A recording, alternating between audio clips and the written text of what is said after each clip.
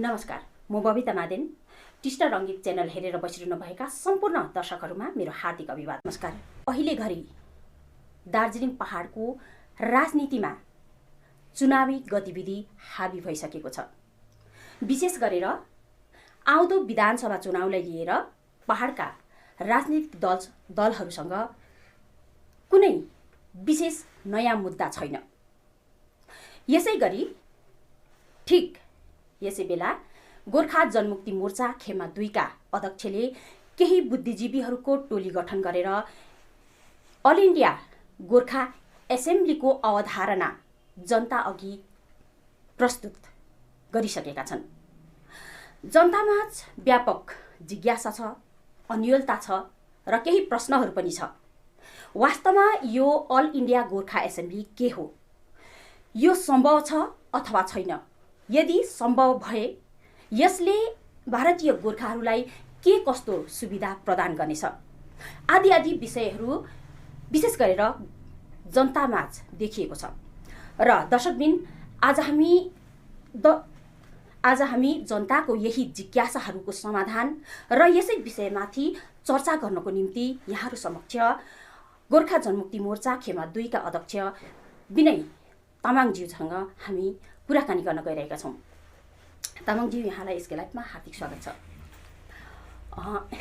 यहाँले विचार मञ्च केही दिन अघि मात्र विचार मञ्चको एउटा धारणा अघि ल्याउनुभयो। हुन त यो विचार नयाँ पक्कै पनि होइन, केही वर्ष अघि नै सर सीके श्रेष्ठज्यूले जनता समक्ष ल्याइसकेका हुन् र उनका विचारलाई त्यस समय राजनीतिक दल लगायत नेतृत्वहरूले पनि नकारेको अथवा गम्भीरतासँग नलिएको उहाँले नै खुलस्त पारिसकेका छन्।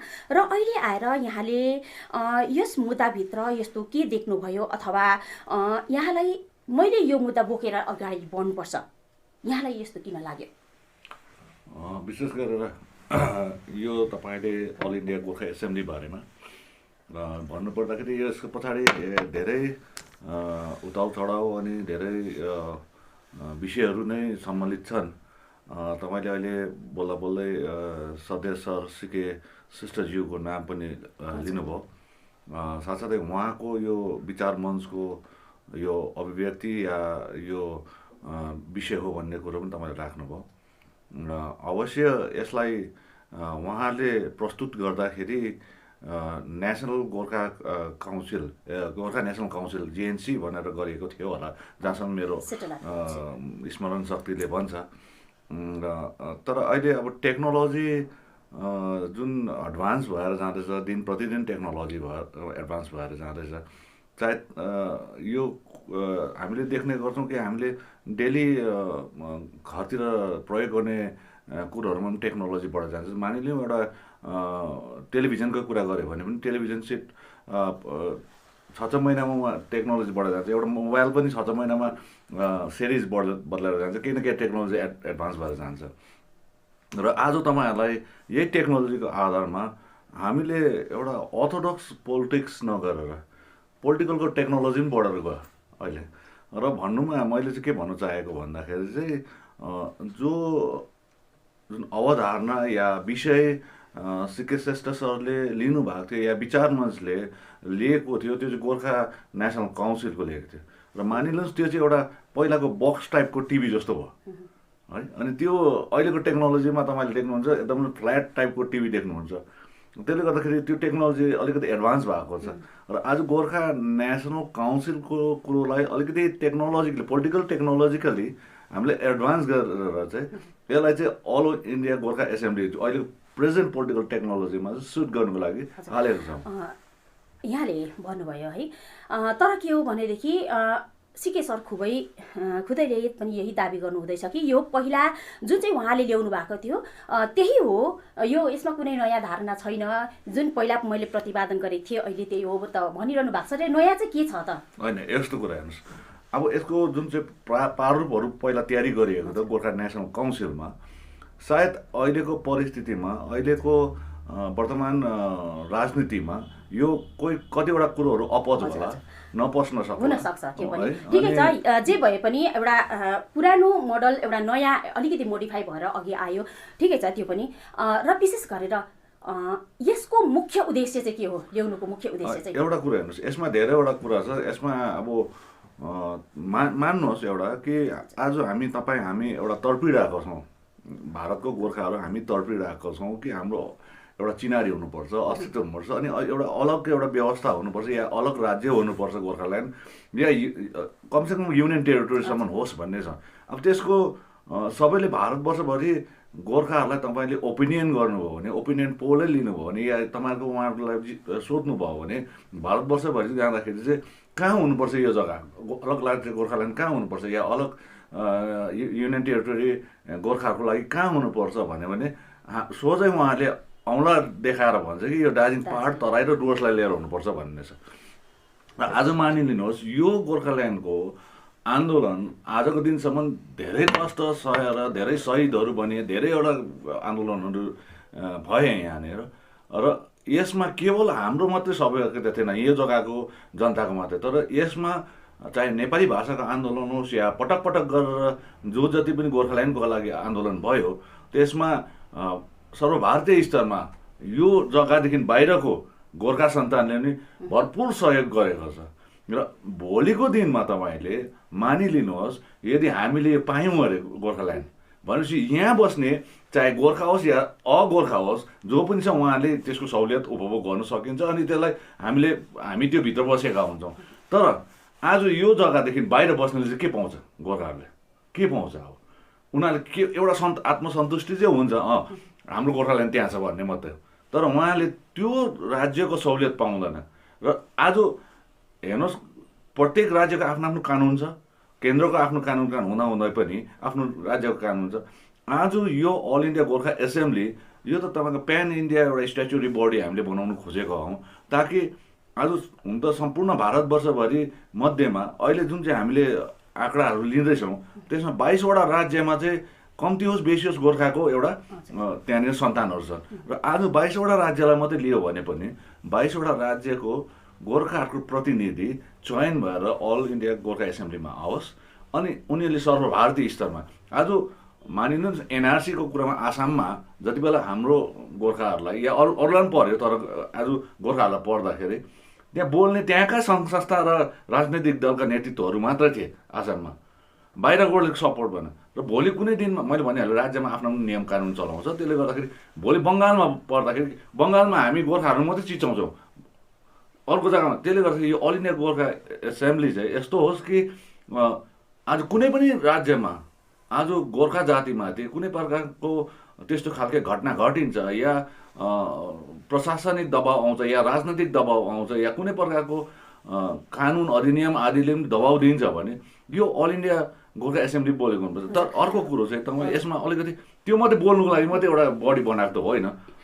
तर आज म तपाईँहरूलाई म भन्न चाहन्छु यो चाहिँ के कस्तो हो, मैले यो कालिम्पोङको विचारगोष्ठीमा गाडीतिरको विचारगोष्ठीमा हिजो पनि भने, अनि योभन्दा अगाडि एउटा कार्यक्रममा म भाग लिन गएको थिएँ गौहाटीमा 7 तारिकको दिन। त्यसमा एउटा नेसनल कन्क्लेभ नेसनल भनेको थियो गोर्खाहरूको, त्यहाँ जमघट थियो। त्यहाँ मैले के भने यही विषयमा पनि उहाँले बोलिदिनु भन्नुभएको थियो। र आजको गोर्खाहरूको लागि बिमारी, म एउटा उदाहरण स्वरूप भन्दैछु, बिमारी हाम्रो बिमारी भारतमा बिमारी चाहिँ यो एउटा शल्य चिकित्सा गरेर या अपरेसन गरेर जाती पर्ने बिमारी हो हाम्रो लागि। तर आज दिल्लीमा चाहिँ त्यो सर्जनै छैन हाम्रो लागि, आजसम्म सर्जन छैन। आज मानिलिनुहोस् तपाईँलाई एउटा स्ट्रोक भएर तपाईँलाई रेफर गरेर कुनै नर्सिङ होम या कहीँ लग्यो भने त्यहाँ सर्जन र न्युरो न्युरो फिजिसियन आउँछ, अनि आइसकेपछि तपाईँको पेसेन्टलाई को लागि तपाईँ फ्यामिलीलाई के भन्छ भने तपाईँ सर्जिकल गर्नुहुन्छ या अपरेसन गर्नु या दबाई खानुहुन्छ, दबाई दिनुहुन्छ भन्नुहुन्छ। अनि त्यति बेला तपाईँले आफ्नो अप्सन दिनु पऱ्यो, म सर्जिकल गरेर अपरेसन गरेर म क्लट निकाल्न चाहन्छु मेरो परिवारको मेरो जो पेसेन्टको भन्नु चाहन्छु। र आज हामीले देख्दाखेरि चाहिँ दिल्लीमा हाम्रो बिमारी अपरेसनै गर्नुपर्छ, शल्य चिकित्सै गर्नुपर्छ, तर शल्य चिकित्सक जुन न्युरो सर्जन नपाएकोले गर्दाखेरि त्यति दिनसम्म हाम्रो बिमारीलाई चाहिँ सडाएर राख्ने, गुमुटमै सुताउने र त्यतिन्जेलसम्मको लागि हामीले दबाई त दिनु पर्यो, दबाई दिएर यो बिमारी जाति भनौँ, त्यसको लागि त्यो बिमारी चाहिँ हो अल इन्डिया गोर्खा एसेम्बली। ठिकै छ, यहाँले भन्नुभयो गोर्खाल्यान्ड मात्र पनि भारतभरि छरिएर बसेको गोर्खाहरूको चिहारीको समाधान होइन भनिराख्नु भएको छ है। तर एउटा कुरा जुन चाहिँ अल इन्डिया गोर्खा एसेम्बली तपाईँहरूले यसलाई लगेर अन्तमा नर्थ इस्ट काउन्सिलमै यस भूभागलाई अन्तर्भुक्त हुनुपर्छ भन्ने पनि छ तपाईँहरूको टेक। तर यस भूभागलाई जब नर्थ इस्ट काउन्सिलमा मानिलिउँ अन्तर्भुक्त भयो र यस एरियाको लागि, असमको लागि अथवा यो 7वटा 8वटा राज्यको गोर्खाहरूलाई त्यो समस्यादेखि मुक्त पाउनेछ, यसको अर्थ त भारतभरि छरिएर बसेको गोर्खाहरूले चाहिँ पाउँछ भन्ने त कहीँ पनि लाग्दैन नि। तपाईँले यसमा मिक्सअप नगर्नुहोस्। मैले उठाएको या मेरो पार्टीले उठाएको या हामीले उठाएको 4टा विषय छ। एउटा 1949 सालको Indo Bhutan peace and friendship treaty, एउटा 1950 सालको Indo Nepal peace and friendship treaty, 2टा भयो। अर्को नर्थ इस्ट काउन्सिलमा पस्नुपर्छ भन्ने हो। अनि यो आइगा अल इन्डिया गोर्खा एसेम्बली 4टा मुद्दा हो। यो 4टै मुद्दा अलग अलग छ तर को रिलेटेड हो। यो आज मैले भन्न चाहेको, तपाईँले भन्नुहुन्छ नर्थ इस्ट काउन्सिलमा आज 7वटा राज्यले त पाइरहेको छ, उता एकपट्टि यता सिक्किमले पनि पाइरहेको छ। यदि नर्थ इस्ट काउन्सिलमै अन्तर्भुक्त हुँदैखेरि गोर्खाहरूको समस्या समाधान हुने भए त अन्य राज्यहरूको जस्तो कि आसाम, मेघालय भइसक्ने थियो होला नि त, होइन? हजुर, तपाईँलाई म भन्न चाहेको चाहिँ के भने यो नर्थ इस्ट काउन्सिलको हेर्नुहोस्, आज तपाईँहरूलाई म विस्तृत रूपमा अलिकति म भन्न चाहन्छु कि आज तपाईँहरूले हामीले सबैले देखेको गोर्खाल्यान्डको मानचित्र जुन छ, तपाईँले अहिले पनि आँखामा गोर्खाल्यान्ड कहाँ हो भन्दाखेरि सिक्किम र नेपालको बोर्डरदेखि लिएर भुटान र आसामको श्रीराम बोर्डरसम्मलाई लिएर गर्छ जो चाहिँ यस्तो एउटा चारपाटे भएर बसेको छ। त्यो वास्तवमा यो मानचित्र आधिकारिक रूपमा 1965 सालमा नै आइसकेको हो। 86 मा पछि आयो, 86 को आन्दोलन त्यो देखाइदियो, मतलब पब्लिकली त्यो थाहा पायो। अनि 2007बाट पनि त्यही नै फलोअप गरेर आयो। तर वास्तवमा त्यो एउटा सेपरेट एडमिनिस्ट्रेटिभ सेटअप हुनुपर्छ भनेर पहिलादेखि जुन माग थियो त्यसको कहाँनिर हुनुपर्छ भन्ने कुरो चाहिँ 1965 सालमै आएको, जो हामीले अध्ययन गर्दा पाएको कुरोहरू। अनि आज तपाईँले सम्झनुहोस् 1965 सालमा आएको, तर नर्थ इस्ट काउन्सिल जन्मेको त 1971 सालमा हो।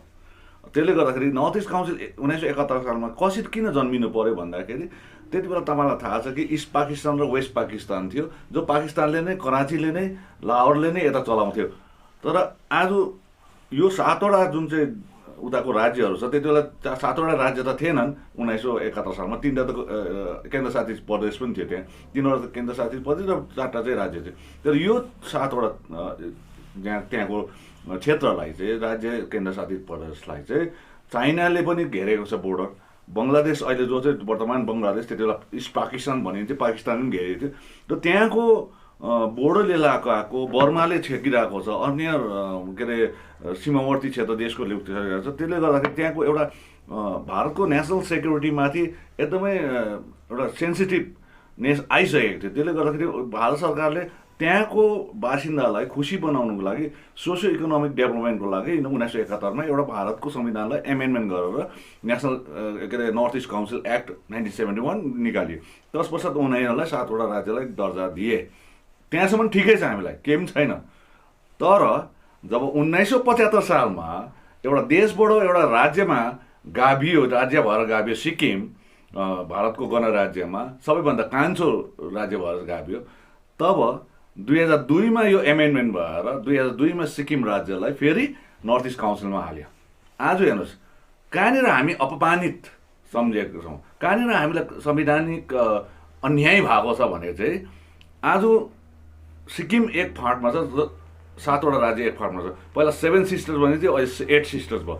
तर यो 605 वर्ग किलोमिटरमा, जो दार्जिलिङ पहाड तराई डुवर्सको 605 किलोमिटरको दायरा छ, कन्टिग्युटी पनि छैन। तर यसै हेऱ्यो भने जुन नर्थ इस्टमा जुन चाहिँ समस्याहरू छ, जुन सिक्किममा समस्या छ, त्योभन्दा ज्यादा समस्या हामीले यो भेगमा पाएको छौँ। र हामीले यो जग्गालाई चाहिँ कन्टिग्युटीको हिसाबले पनि, नेसनल सेक्युरिटीको हिसाबले पनि, आज उनीहरूलाई नेसनल सेक्युरिटी, त्यहाँको सोसियो इकोनोमिक डेभलपमेन्टको लागि यदि गभर्मेन्ट अफ इन्डियाले सोचेर नर्थ इस्ट काउन्सिल बनाएको छ र आज सिक्किमलाई त्यसमा हालिन्छ भने हामी बिचमा चाहिँ कि हामी चाहिँ सोसियो इकोनोमिक कुरोमा हामी एकदमै फरवर्ड छौँ कि हामी एकदमै उयसमा छौँ, आराममा छौँ, कि हामी त्यो समस्याहरूदेखि जुझेका छैनौँ, त्योभन्दा गयल समस्याहरूले जुझिरहेको छौँ। आज भारत सरकारलाई हामी यो भन्न चाहेको कि भारतको सुरक्षाको लागि, किनभने जति अन्तर्राष्ट्रिय सीमा क्षेत्र छ त्यति नै यो क्षेत्रमा हुन्छ। यो एउटा कुरो हामीले हाल्नुपर्छ।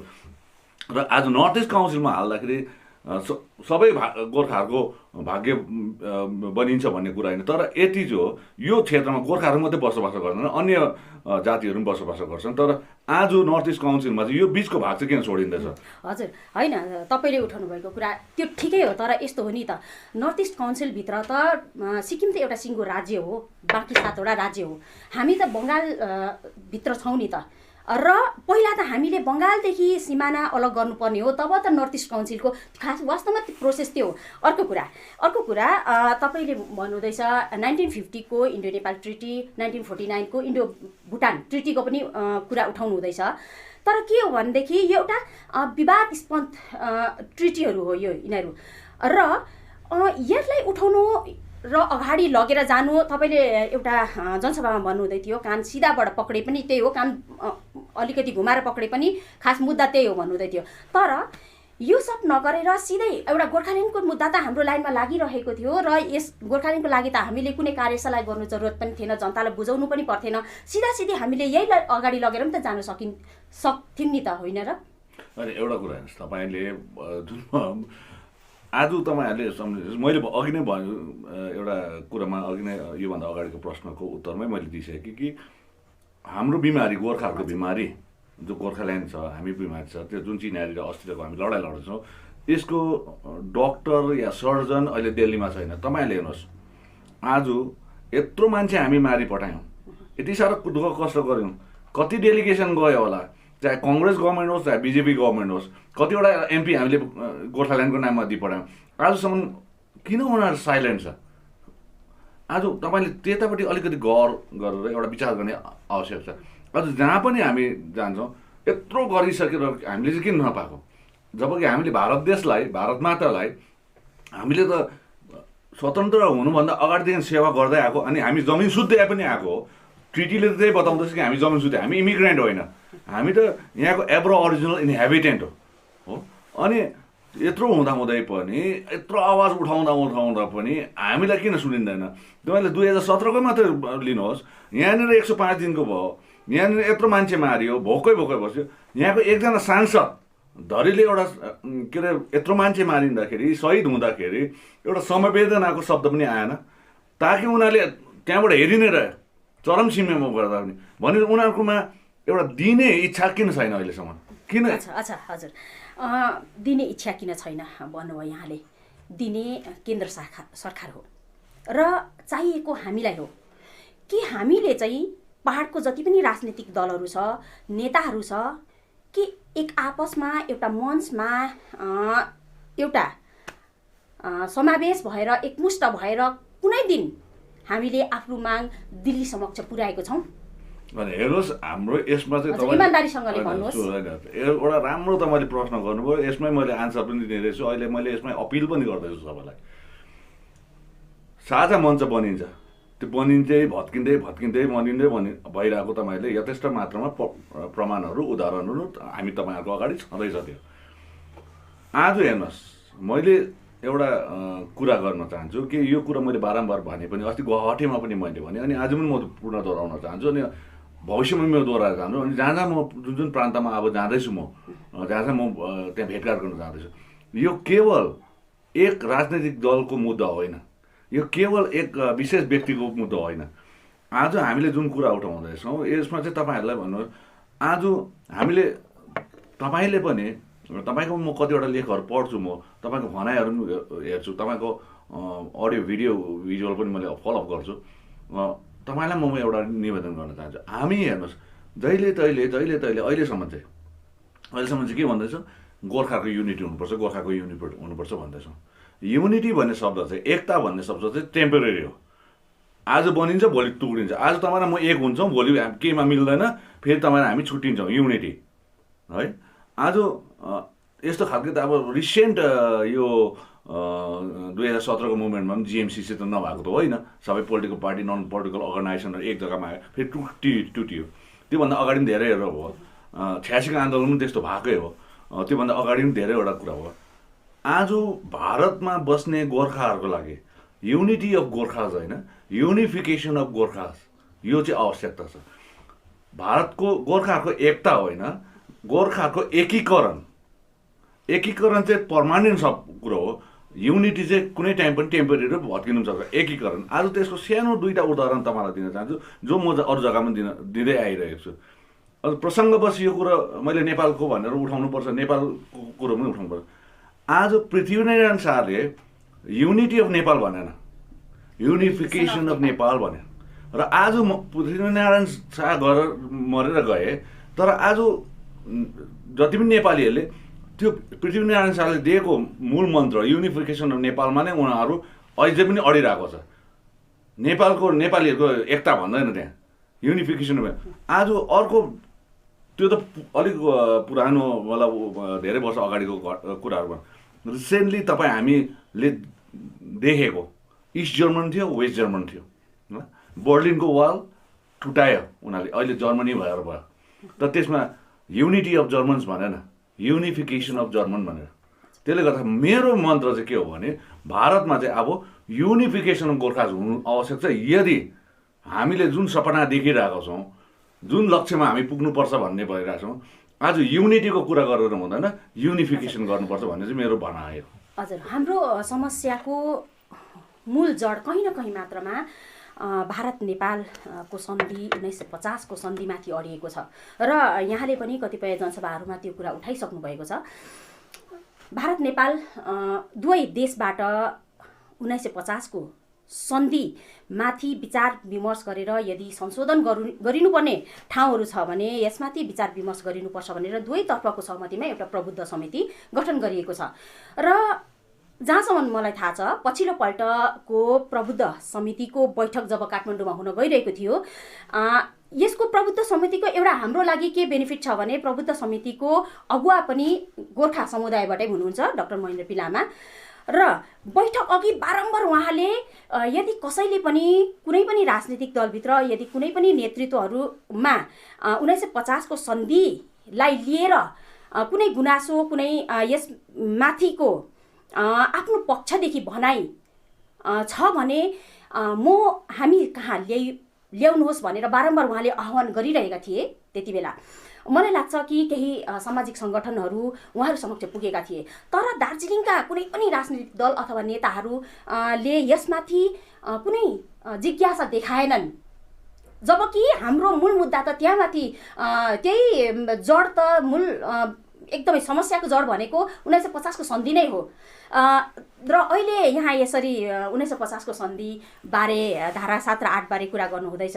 र योभन्दा अघि पनि 1986 मा पनि यो मुद्दा त उठेको हो, तर जब चाहिँ एन वक्तमा चाहिँ ठिक जहाँनिर चाहिँ हामीले भन्नुपर्ने थियो, जुन समयमा भन्नुपर्ने थियो, जुन जग्गामा भन्नुपर्ने थियो, त्यो जग्गामा हामी भन्दैनौँ र अहिले हामी यसरी भनिरहेका छौँ। र यहाँ भन्दाखेरि त त्यस्तो प्रभाव पनि देखिएन नि। जब भन्नुपर्ने ठाउँ त दिल्लीमा हो, त्यहाँ पुर्याउने अब योजनाहरू हुँदैछ, हुनु त विगत अब बितिसकेको छ। तर अगाडि चाहिँ जबकि यहाँले इन्डो भुटान र इन्डो नेपालको ट्रिटीको कुरा गर्नु हुँदैछ, तर दार्जिलिङ, कालिम्पोङ र यो पहाडको तिनथुमकामा गरेर त यसले कुनै फाइदा छैन। यो त पुर्याउनु पर्ने त दिल्ली हो र त्यहाँ समक्ष पनि पुर्याउने कुनै योजना हुँदैछ कि छैन? एउटा कुरा हेर्नुहोस्, तपाईँले कुरा ठिक भन्नुभयो कि यो तपाईँले प्रबुद्ध कमिटी भने इमिनेन्ट पर्सन ग्रुप्स को जो भन्नुभयो, 4 जना नेपालबाट थिए, 4 जना भारतवर्ष र 8 सदस्यीय टोली हो। र यसको गठन 2016 मा भएको। 2016 मा विनय खेमा र बिमल खेमा थिएन, बिमल गोर्खा जनमुक्ति मोर्चा पार्टी एउटै मात्रै थियो, नेताहरू त यहाँहरू नै हुनुहुन्थ्यो। तर म त्यसमा 1 नम्बरमा थिइनँ है। जो आज जुन जग्गामा म बसेको छु त्यो जग्गामा म त्यति बेला थिइनँ।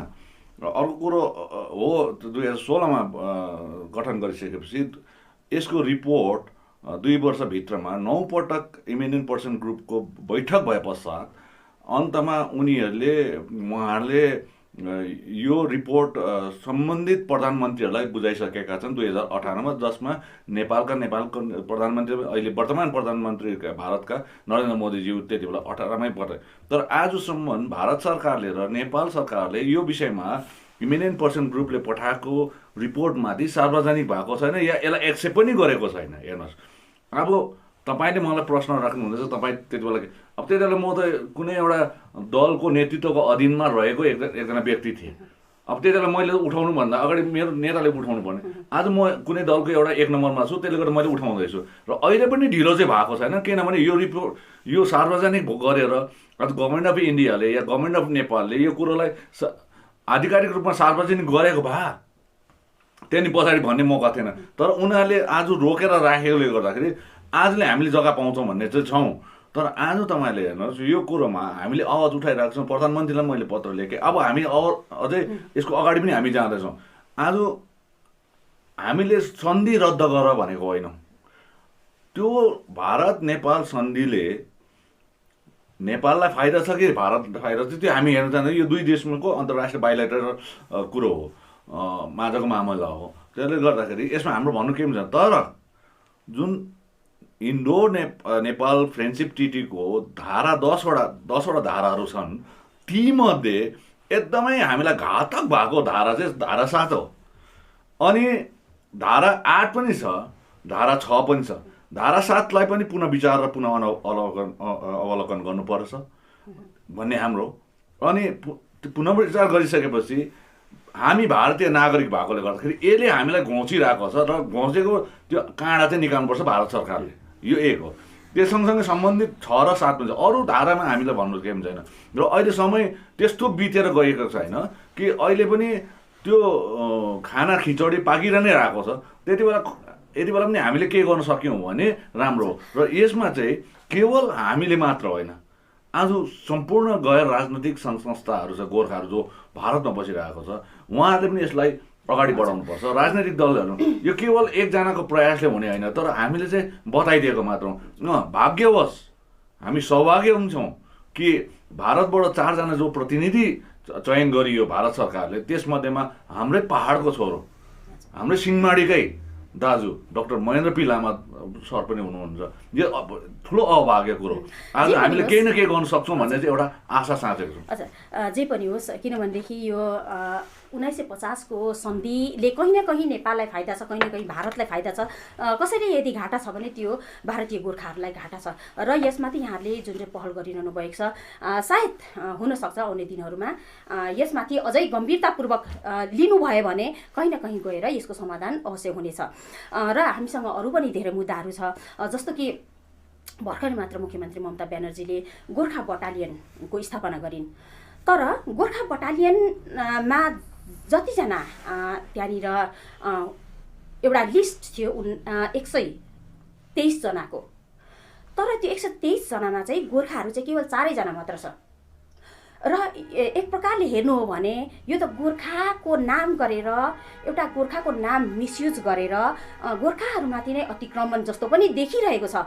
तर अहिलेसम्म कुनै पनि राजनीतिक दल अथवा कुनै पनि नेताहरूले यस विषयमा एउटै पनि विज्ञप्ति जारी गरेका छैनन्। यसमाथि यहाँ के भन्नुहुन्छ? होइन, एउटा कुरो हेर्नुहोस्, यो कुरो तपाईँहरूले यो हालै 48 घन्टा अगाडिको कुरो मात्रै हो। 48 अलिक बेसी भयो होला, बेसी भयो, तर अब उजागर भएर आएको छ। तर हामीले यसमा चाहिँ आपत्ति जनाएको थियौँ। तर आपत्ति जनाउँदाखेरि चाहिँ हामी चाहिँ यस्तो पत्र प्रचार चाहिँ गरेनौँ। हामीले कन्ट्याक्ट गर्दाखेरि चाहिँ आज हेर्नुहोस्, नारायणी सेना भन्ने पनि छ त्यहाँ, यो हाम्रो कोचेमेचीहरूको पनि छ। त्यसले गर्दा अहिले त्यहाँनिर तपाईँले हेऱ्यो भने सबैको त्यहाँ हालेको छ। तर देखाउँदा चाहिँ गोर्खा भनेको हाम्रो गोर्खाबाट हाम्रो आपत्ति त त्योभन्दा अगाडि नै थियो, त्योभन्दा अगाडि नै आपत्ति थियो। आज तपाईँले यो प्रश्न गर्छ भनेको मैले त्यो पत्र नै निकाल्ने थिएँ। त्यो चाहिँ के हो भने हाम्रो गोर्खा बटालियनको जुन चाहिँ भारतमा बङ्गालमा बनिँदैछ सुश्री ममता ब्यानर्जी, उसको त्योको हेडक्वार्टर या त्यहाँ बटालियनको एउटा ब्यारेक या जस्तो अहिले डिस्ट्रिक्ट हेडक्वार्टर हाम्रो डाली हो पुलिसको, त्यस्तै प्रकारको चाहिँ नक्सलबाडी र निरपानियाको हाम्रो के अरे नेपालको बोर्डर सीमासँग जोडेको एउटा जग्गामा राखेको छ। हेर्नुहोस्, हामीले भनेको थियौँ आज गोर्खा बटालियन त्यहाँ राख्यो भने चाहिँ नेपालको छिरेर भर्ती हुन्छ भनेर चाहिँ पहिला आपत्ति जनाइसकेको। त्यसमा कसैले ध्यान दिएन। हामीले त्यो त चिठी नै लेखेको छौँ र त्यसको हेडक्वार्टर चाहिँ हाम्रो जिटिए क्षेत्रभित्रमा हुनुपर्छ या डुवर्सतिर पनि हुनुपर्छ भन्ने चाहेको चाहिँ हाम्रो हो कि सो द्याट कि नेपालको नेपालीहरू चाहिँ गोर्खा भएर चाहिँ फेरि यहाँ भर्ती भएर चाहिँ त्यो चाहिँ नहोस्। किनभने हेर्नुहोस्, मेची खोलाको बगरमा छ जो जो चाहिँ भिडियो नक्सलबाडीहरूले दियो एरिया, तपाईँले गएर हेर्नुहोस्। त्यो म त गएर हेरेँ पनि, त्यो जग्गा त सबै मेचीको बोर्डरमा छ। त्यसले गर्दाखेरि आज हेर्नु त्यो आपत्ति गरेको छौँ। तर यो गोर्खा बटालियन चारैजना मात्रैसँग चाहिँ एउटा हजुर यो यसमा हामीले मैले पनि अनि थापाले पनि टेलिफोनिक कन्भर्सेसनमा हामी चाहिँ सुशील ममता ब्यानर्जीलाई भनिसकेको छौँ। किन यो गोर्खा बटालियन भन्दैछ 4 जना मात्रै हाम्रोमा किन हालियो, या गोर्खा यदि यो कामतापुरीको लागि हो भने अलग्गै तपाईँहरूले भन्नु पर्ने थियो, अलग्गै राख्नु पर्ने थियो। कामतापुरीको लागि त अलरेडी अलग्गै हुनुपर्थ्यो र नारायणी सेना भन्दैछ अलग्गै हुनुपर्छ भनेर भन्दाखेरि चाहिँ यसको उनीहरूले हामीलाई रिप्लाई दिने भएको छ। जुन जबसम्म रिप्लाई आउँदैन हामीले त्यसको निम्ति आएको छैन। तर यति हो, आज यो कुरोमा तपाईँले मलाई मात्र प्रश्न, हामीलाई मात्र प्रश्न होइन, यहाँको अरूलाई प्रश्न गर्नुपर्छ। हेर्नुहोस्, आज सबै चाहिँ 2021 को चुनावमा के आफूलाई कसरी जित्नुपट्टि लागिरहेको छ। हेर्नुहोस्, योपट्टि ध्यानै दिएको छैन। हेर्नुहोस्, होइन मैले प्रश्न गर्नुपर्छ, ठिकै छ, तर के हो भनेदेखि यहाँहरू सत्तामा हुनुहुन्छ, यहाँहरूलाई प्रश्न गर्नु एकदमै त्यो अनिवार्य पनि बन्दछ। र अर्को कुरा, यसपालि राज्य विधानसभा चुनावमा नतिजा कुनै पनि तर्फ जानु सक्छ, स्थिति यस्तै छ। र भाजपाले स्पष्टसँगले उनीहरूले भनिसकेका छन् यदि बङ्गालमा भाजपा आएको खण्डमा एनआरसी पनि लागू गर्नेछ, सिए पनि लगाइनेछ भनेर भनिरहेका छन्। र पछिल्लो पल्ट जब हामीले आसाममा एनआरसीको त्यो एउटा रिजल्ट देख्यौँ, त्यो भयानक रिजल्ट थियो। हामी त यो आजसम्म आइपुग्दाखेरि अवश्य पनि यहाँहरूले त दस्तावेजमा होस्, कुनै पनि तथ्य आफ्नो एनआरसीबाट बाँच्ने प्रमाणपत्रहरूमा त पक्कै पनि यहाँहरूले केही काम गर्दै हुनुहुन्छ होला र यहाँको गोर्खाहरूलाई बचाउने पहल त गरि नै राख्नुभएको होला कि यदि बङ्गालमा भाजपा आएको खण्डमा। र अर्को कुरा, यसपालि राज्य विधानसभा चुनावमा नतिजा कुनै पनि तर्फ जान सक्छ। भाजपाले भनिरहेका छन् यदि बङ्गालमा भाजपा आएको खण्डमा राज्यमा एनआरसी र सिए दुइटै लागू गरिनेछ। र पछिल्लोपल्ट हामीले असमको जुन चाहिँ रिजल्ट देख्यौँ एनआरसीका, त्यो एकदम भयानक थियो। र यहाँहरू सत्तामा हुनुहुन्छ, यदि भोलिको दिनमा बङ्गालमा पनि एनआरसी र सिएए लागेको खण्डमा, लागू गरिएको खण्डमा बङ्गालका गोर्खाहरूलाई बचाउने के कस्तो पहलहरू भइरहेको छ?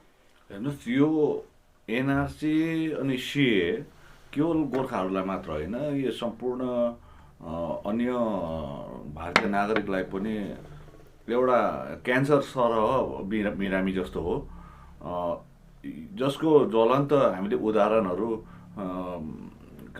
आसाममा देखिहाल्यौँ। आसाममा केवल गोर्खाहरू मात्र होइन, त्यहाँका रैथाने अन्य भारतीय नागरिकहरू पनि यस एनआरसी र सिएको चपेटमा आयो। अनि फरेन ट्राइब्युनल्समा पनि जानु पर्यो, डिटेन्सन क्याम्पमा पनि जानु पर्यो।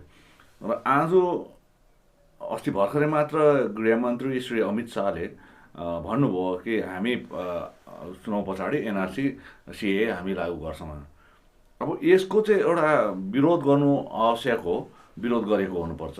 झन् यसै प्रसङ्गमा हो भने त भारतीय गोर्खाहरूलाई त एकदमै बङ्गालमा बस्ने गोर्खाहरूलाई झन् साह्रो छ। किन भन्दाखेरि तपाईँले आसामको कुरो हेर्नुभयो भने आसाममा एउटा छुट दिएको थियो कि यदि तिमीहरू 1950 सालको सन्धिबाट आएको छौ र नेपालको नागरिकता छ भने तिमीलाई त्यो सन्धि आधारमा राखिन्छ भने। अब यो चिजले झन् डरलाग्दो घातक पर्छ। र आज हामीले हेर्नुहोस्, हामीमा तपाईँले हेर्नुहुन्छ भने त्यहाँनिर तपाईँले एनआरसीको क्राइटेरिया हेरेर गयो भने तपाईँले 14वटा कुरोहरू बुझाएको हुनुपर्छ। आज तपाईँले आधार कार्ड त बुझाउन सक्नुहुन्छ, भोटर्स कार्ड पनि बुझाउन सक्नुहुन्छ, ब्याङ्कको कार्ड पनि बुझाउन सक्नुहुन्छ, तर कतिवटा यस्तो कागजहरू छ जुन कागज तपाईँले आफ्नो प्यारेन्टल ट्री मतलब आफ्नो वंशीय वृक्ष भनिन्छ, वंशीय वृक्षमा तपाईँले बाजे बराजु, आज तपाईँ छोरी हो, तपाईँ कसैसँग विवाहित हुन्छ। अब आसाममा त यो पनि देखा परेको छ, तपाईँको हस्बेन्डसँग मिल्दैन, तपाईँको आफ्नो प्यारेन्टल ट्री आफ्नो आमा बाउसँग, आमासँग मिल्दैन, बाउसँग जान्छ। अब भोलि बाउको बाउ चाहिँ तपाईँले देखाउनु भएन भने आज तपाईँको श्रीमानले चाहिँ देखायो अरे, उहाँ चाहिँ फेरि एनआरसीमा छिर्यो, तपाईँ चाहिँ फेरि डिटेन्सन क्याम्पमा जानुपर्छ। हेर्नुहोस्, एउटा घरमा पनि के अरे बागवान पिक्चर जस्तो हुन्छ यो चाहिँ हेर्नुहोस् छुट्टिन्छ।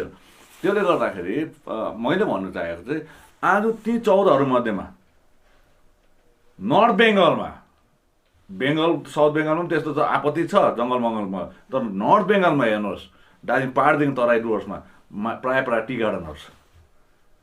टी गार्डन सबै लिज ल्यान्ड हो। आज सरकारले कुनै कम्पनीलाई लिजमा दिएको छ।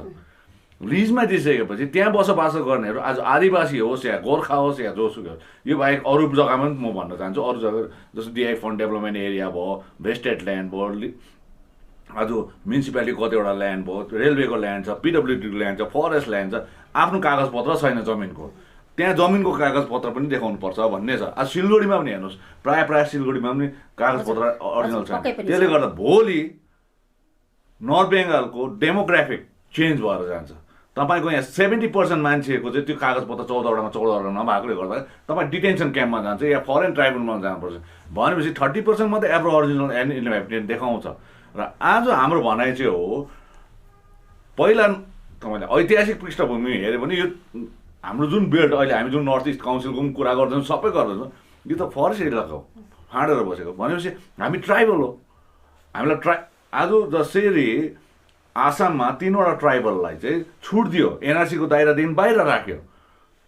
हेर्नुहोस् आदिवासीहरूलाई सबैलाई बाहिर राखेको छ। त्यहाँ तपाईँ उनीहरू चाहिँ एनआरसीमा छिर्यो, केही नदेखायो भने, एउटा तपाईँले कागजै नदेखाइसँग पनि भयो, किन उनीहरू चाहिँ वन जङ्गलमा बस्ने बासिन्दा भनेर दिइहाल्यो। हेर्नुहोस् पहिला आसाममा जङ्गल घनघोर जङ्गल थियो अरे, तिनीहरू त्यस्तो पाराले बस्यो। आज हामी गोर्खाहरूलाई पनि अल्पसङ्ख्यक हैसियतले हामीलाई पनि यहाँको ट्राइबल दियो भने चाहिँ हामी सुरक्षित छौँ। तर आज पर्यन्त न त केन्द्र सरकारकोबाट हाम्रोमा कागजपत्र यथेष्ट मात्रामा छ, न त राज्य सरकारकोमा छ। हामी त यति साह्रो जग्गा यस्तो जग्गामा बसिरहेको छौँ, कुनै पनि दिन हामी यस्तो डिलमा बसिरहेको छौँ।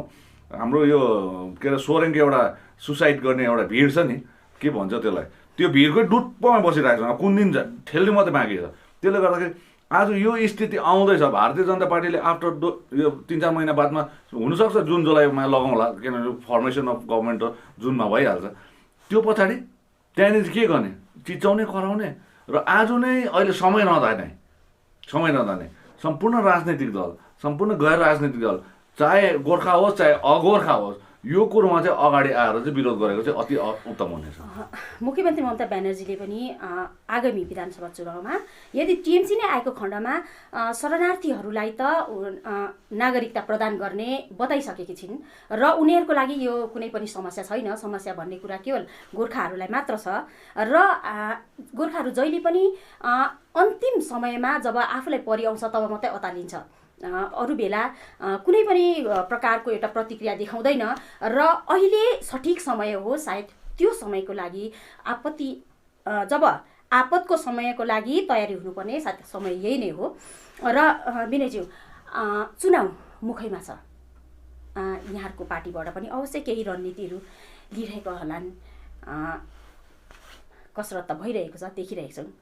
र आगामी चुनावमा जस्तो कि यता विमल खेमाकाहरूले भनिरहेका छन् 3वटा आसनमा उनीहरूकै क्यान्डिडेट हुनुपर्छ, यहाँहरूको भनाइ के छ? होइन यस्तो हेर्नुहोस्, अब व्यक्तिगत तौरमा यसै पनि भन्नु भने म चुनावको राजनीतिबाट या प्रतिस्पर्धाबाट म अलग रहेको मैले घोषणा गरिसकेको छु। र जुन मुद्दा पार्टीको अध्यक्ष हुनुहुन्छ त्यही कारणले पनि यहाँलाई सोध्न अनि जुन 4वटा मुद्दा मैले या हाम्रो पार्टीले या हाम्रो समूहले लिएको छ त्यसको एउटा नेतृत्व म दिइरहेको छु। अनि यसलाई मैले पार लगाउनको लागि म चुनावको राजनीतिमा इलेक्ट्रोल पोलिटिक्सबाट अलग रहनुपर्छ। यो इतिहासमा हेर्दाखेरि पनि यस्तै फेलियरहरू भएको कारण चाहिँ कतिवटा कारणमध्ये यो पनि रहेछ भन्ने हिसाबले कुरोले म यहाँबाट रहेको छु। र आज हाम्रो के अरे विनय खेमाको स्ट्यान्ड चाहिँ के हो भन्दाखेरि चाहिँ र जब 2019को यहाँनिर लोकसभा चुनाव भयो, तत्पश्चात फेरि दार्जिलिङमा त्यसताका विधायक एउटा लोकसभाको उम्मेदवार भइसकेपछि यहाँनिर बाई इलेक्सन भयो। बाई इलेक्सनमा म पनि गएँ, पराजित हामी 2जना भयौँ। तर त्यस समय एउटा अल इन्डिया तृणमूल कङ्ग्रेससँग जुन एलायन्स थियो, अहिलेसम्म त्यो एलायन्समा त्यही बाचामा नै हामी बन्दित छौँ। र अल इन्डिया तृणमूल कङ्ग्रेसको भनाइमा चाहिँ जुनै पनि विधानसभाको चुनाव आउँछ त्यसमा हाम्रो पार्टीले 3वटा विधानसभा क्षेत्रमा आफ्नो उम्मेदवार दिनेछ, यो आज पर्यन्त छ। र लोकसभाको चुनाव आउँदाखेरि चाहिँ उहाँहरूको क्यान्डिडेटलाई हामीले सपोर्ट गर्नुपर्छ। यो आज पर्यन्त त्यो हाम्रो एग्रिमेन्ट एउटा त्यो ठिकै मैले बुझेँ। मैले भन्दैछु 3वटा आसनमा क्यान्डिडेटको कुरा गरिरहेको छु। या त बाँटेर उठाउनुहुन्छ या त उनीहरूले आफ्नो उठाउने या त तपाईँहरूले दाबी गर्नुहुन्छ। यो गणतन्त्र देशमा भारतको संविधानले र आज इलेक्सन कमिसन अफ इन्डियाको मापदण्ड मुताबिक कुनै पनि राजनीतिक दल, चाहे क्षेत्रीय होस् चाहे राष्ट्रिय राजनीतिक दल होस्, या तपाईँलाई क्षेत्रीय राजनीतिक दल पनि मन परेन, के अरे राष्ट्रिय राजनीतिक दल पनि मन, तर तपाईँलाई पनि स्वेच्छाले मेरो जनतालाई सेवा गर्नु छ, तपाईँ निर्दलीय उम्मेदवार पनि एउटा नागरिक हैसियतले गर्नु सक्नुहुन्छ। त्यसमा अरूले के गर्छ त्यसमा हामी कुनै टिका टिप्पणी गर्दैनौँ। तर तपाईँले जुन प्रश्न गरेकोमा चाहिँ हामी अल इन्डिया तृणमूल कङ्ग्रेससँग जुन गठबन्धन छ, जुन गठबन्धन यथावत छ, त्यो यथावतलाई कायम राख्दै 3 तारिक नोभेम्बरमा पनि जति बेला नवान्नमा बोलाइएको थियो यो कुरो अलिकति छुइएको पनि थियो। त्यस समय पनि यो एकदमै भइसकेको कुरो कि पहाडको 3वटा विधानसभा क्षेत्रमा बिनै खेमाको 3वटा उम्मेदवारले उम्मेदवारिता दिनेछ। यो तपाईँलाई आजको यसकै लाइभबाट म तपाईँलाई फेरि पनि पुनः दोहोऱ्याउन चाहन्छु। ठिकै छ। र हामी कार्यक्रमको अन्ततिर आइपुगिसकेका छौँ। विशेष गरेर 2021मा जनगणना पनि सम्पन्न हुन गइरहेको छ र अहिले गरेर भारतीय गोर्खाहरूमा एउटा गुनासो छ, जति हामी सङ्ख्यामा छौँ उति जनगणनामा हामीलाई देखाएको छैन, यो गुनासो रहेको छ। र आउँदो यो 2021मा सम्पन्न हुन गइरहेको जनगणनामा हामी भारतीय गोर्खाहरूले हाम्रो सठिक सङ्ख्यालाई चाहिँ या त हामीलाई आफैले ज्यादाभन्दा ज्यादा देखाउनुको लागि के कस्तो पहलहरू गर्नुपर्ने हो। अझसम्म त यहाँहरूको पार्टीबाट कुनै यस प्रकारको एउटा कार्यशाला गरिएको छैन, जनता माझ यस प्रकारको एउटा सचेतना कार्यक्रमहरू गरिएको छैन।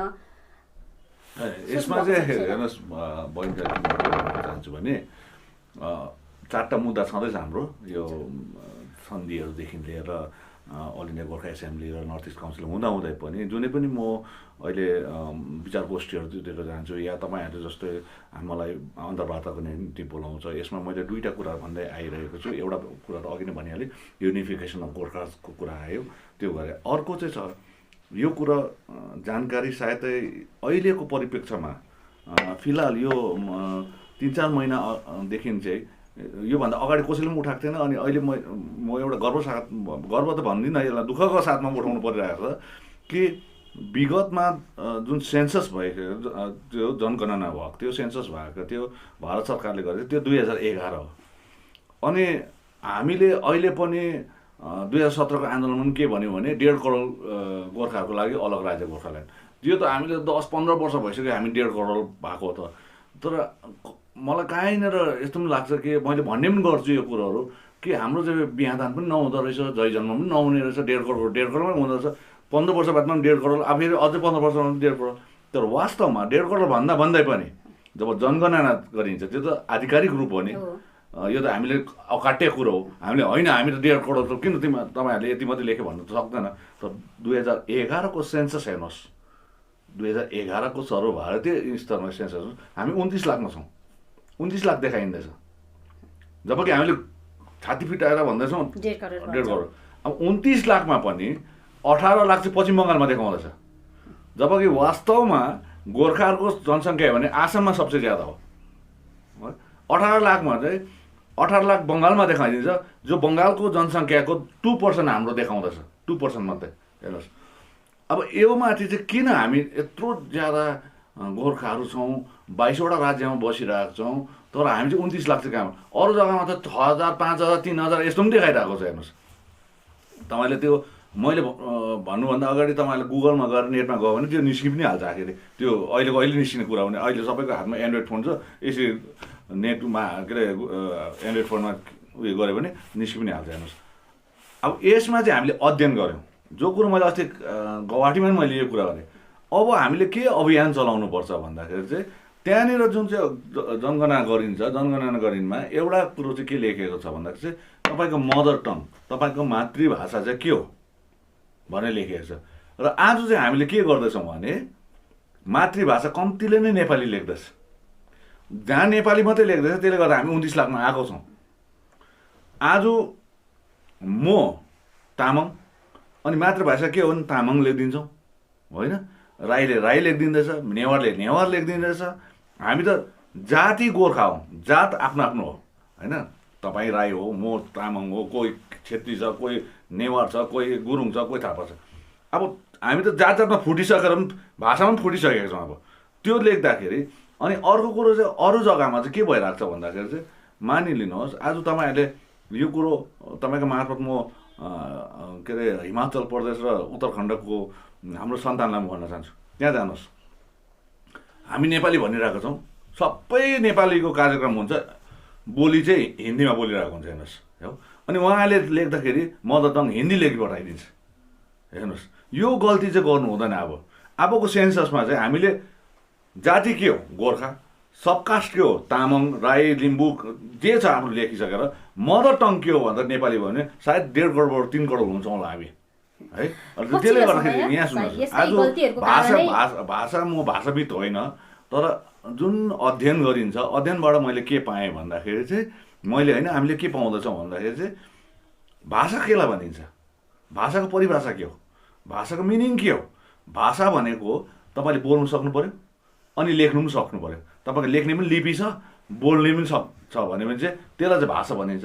तर कतिवटामा चाहिँ हामी बोल्छौँ मात्रै, त्यसको लिपि छैन, हाम्रो आफ्नो लिपि छैन, त्यसलाई डाइलेक्ट भनिन्छ, DIALECT। अब डाइलेक्टलाई पनि फेरि मदर टङ के हो भन्दाखेरि त्यो लेखिदिन्छ। त्यसले गर्दाखेरि तपाईँले राम्रो प्रश्न राख्नुभयो। अनि तपाईँको SK लाइभबाट यो सबै म गोर्खा सन्तानलाई म यही रिक्वेस्ट गर्न चाहन्छु कि आउँदो जनगणनामा सेन्ससमा तपाईँहरूले जाति गोर्खा हो अनि उपजाति तपाईँको आफ्नो आफ्नो छ, राई, लिम्बू, तामाङ चाहिँ पनि छ, जसो नेवार, छेत्री, बाहुन सबै छ, गुरुङ, मगर सबै छ। तर मदर टङ तपाईँले एउटा नेपाली लेखिदियो भने चाहिँ हाम्रो जनसङ्ख्या बढेर जान्छ। यसमा चाहिँ अलिकति टेक्निकल दुईटा अप्सन नेपाली दिएको छ, एउटा नेपाली गोर्खाली कुनै पनि लेख्न सक्छ। पछिल्लो समय जब जनगणना भएको थियो हामीमा कतिपय त्यो सचेतनाको अभावमा पनि जति आँकडामा छौँ त्यो सङ्ख्यामा कम्ती देखाइएको हुनसक्छ। र यसमाथि पनि यहाँहरूले विशेष सत्तामा हुनुहुन्छ, यस अभियान चलाउनु भयो भने अवश्य पनि यसमा फाइदा हुनेछ। र विनयज्यू, म यहाँलाई अन्तिम प्रश्न गरेर यस कार्यक्रमलाई अन्त गर्न चाहन्छु। यहाँहरूले नयाँ सोच, नयाँ विचारको एउटा अवधारणासँग अघि बढिनु भएको छ र केही दिन अगाडिदेखि मात्र पनि को गतिविधिहरूलाई, पार्टीभित्रको गतिविधिहरूलाई हेऱ्यौँ भने एउटा नयाँ सोच जस्तो अलिकति देखिएको छैन। हिजो मात्र पनि जस्तो प्रकारको एउटा मन्दिरमा, विमल गुरुङ मन्दिरमा गइरहेको घटनालाई लिएर एउटा विवाद बनाइयो र बितेको केही दिन अगाडि पनि यहाँकै पार्टीका युवा नेताहरूद्वारा जस्तो प्रकारको भाषण, जस्तो प्रकारको अभिव्यक्तिहरू सामने आइरहेको छ र यो नयाँ सोच, नयाँ विचार चाहिँ व्यावहारिकतामा चाहिँ ल्याइएको जस्तो लाग्दैन नि? होइन, यस्तो हेर्नुहोस् है, यसलाई नयाँ सोच, नयाँ विचार अनुसार हामीले पहाडमा गणतन्त्र हुनुपर्छ भन्ने थियो, गणतन्त्र भइरहेको छ। जसको अहिले पहिला जस्तो जनसभा गर्नु नपाउने, यहाँ खेराखेतको राजनीति छैन। पहिला त यस्तो पनि थियो कि प्रभुत्वशाली पार्टीको विरोधमा जो बोल्छ ऊ त्यो राति नै हुन्छ कि त्यो त्यति बेलै हुन्छ, सिलगढी गएर बसोबासो गर्नुपर्ने थियो। धेरै समयसम्म धेरैजना, धेरै परिवारहरू सिलगढीमा बसेको पनि यथेष्ट प्रमाण छ। यहाँसम्म कि एउटा मृत्यु शवलाई, एउटा देहलाई धरी पहाडमा नचढेको पनि धेरै दृष्टान्त उदाहरणहरू थुप्रो छ यहाँ।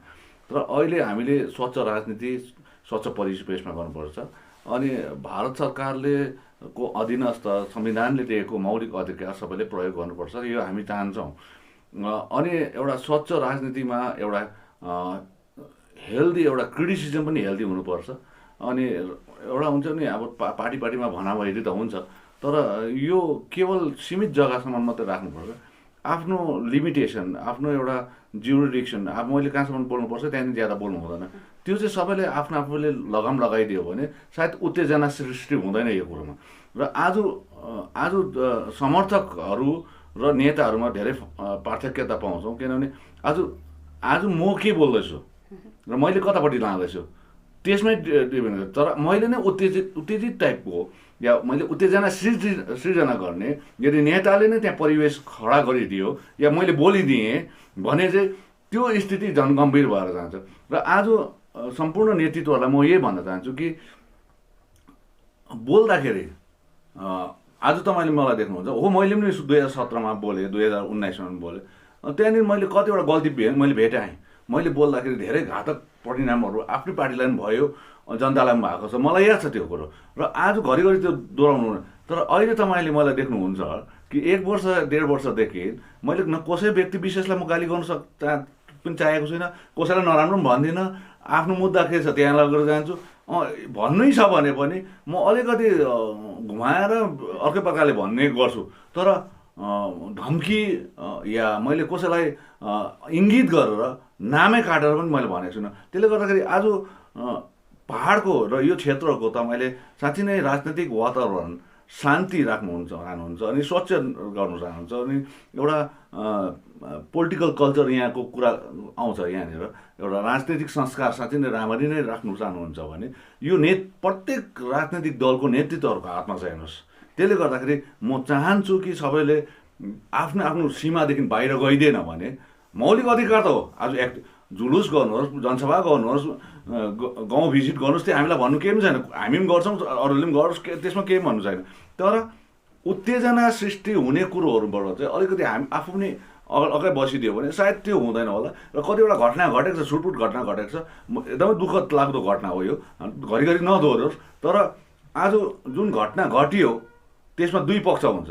तर एक पक्षको गल्ती मात्रै देखाउनु चाहिँ राम्रो होइन, अर्को पक्षको पनि गल्ती हेर्नुपर्छ। त्यसले गर्दाखेरि आज आगो बल्दाखेरि त एउटा सिङ्गो दाउराले मात्रै बलिँदैन, त्यसमा 2टा दाउरा त कम्तीमा हुनैपर्छ त्यहाँ। त्यसले गर्दाखेरि गल्ती कहीँबाट दुईपट्टिबाट भएको होला र मेरो पक्षबाट भएको छ भने म तपाईँको च्यानल मार्फत म एकदमै माफी चाहन्छु। र अझै पनि तपाईँको प्रश्नलाई अझै महत्त्व दिँदै म यही भन्न चाहन्छु तपाईँहरूबाट सम्पूर्ण नेतृत्वहरू, बुद्धिजीवी जो पनि छ राजनैतिक दलमा छन्, उहाँहरूले चाहे स्तरीय राजनैतिक नेता होस् या त्यहाँदेखि मुनिको नेताहरू होस्, नेतृत्व दिने होस्, चाहे यसरी स्त्री जातिबाट होस् या पुरुष जातिबाट जो पनि नेतृत्वहरू छ, उहाँले भाषण दिँदाखेरि, वक्तव्य राख्दाखेरि या प्रेसतिर बोल्दाखेरि या युट्युब च्यानलतिर बोल्दाखेरि चाहिँ उत्तेजना सृष्टि गर्ने चाहिँ नगरिदियो भने सायद हामीले सोचेको जस्तो पोलिटिकल कल्चर, एउटा राजनीतिक संस्कार साँच्चै नै पहाडमा हामीले स्थापित गर्न सक्छौँ। यहाँ हुनुहुन्थ्यो गोर्खा जनमुक्ति मोर्चा दोस्रो खेमाका अध्यक्ष विनय तामाङज्यू, जसलाई यहाँहरूले हेरेर बसिरहनु भएको थियो। र आउने समयहरूमा पनि हामी यस्तै कार्यक्रम लिएर आउने नै छौँ। हेर्दै गर्नुहोस् टिस्टा रङ्गीत च्यानल।